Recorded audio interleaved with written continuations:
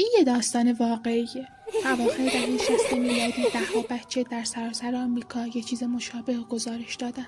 یک مرد با لباس دلغک که بیرون مدرسه ها توی پارک و همراه با یک ون بی پنجره به بچه ها پیشنهاد سوار شدن به ماشینشو میداد. اوایل پلیس گفت که شایعه است، شوخی بچه با پلیسه.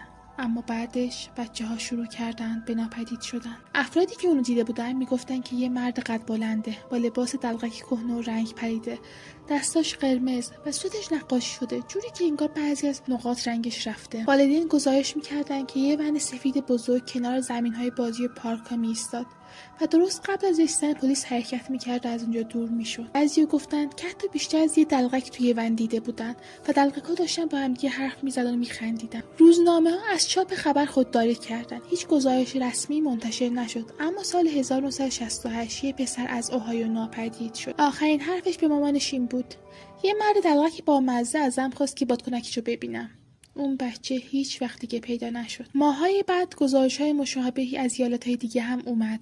یه عده گفتن حتما یه گروه آدمربایی بودن. بعضی باور کردن یه چیز تاریک‌تری پشت قضیه است. ولی تا به امروز هیچ اسمی و هیچ چهره‌ای از اونها پیدا نشده. فقط نقاشی‌ها و پرونده‌های کهنه که دلغک با چشمای سیاه و لبخندی که هرگز از سر جاش تکون نمی‌خوره نشون میده. تا همین امروز این پرونده بازه و دنبال افرادی هستن که اون زمان ناپدید شدن.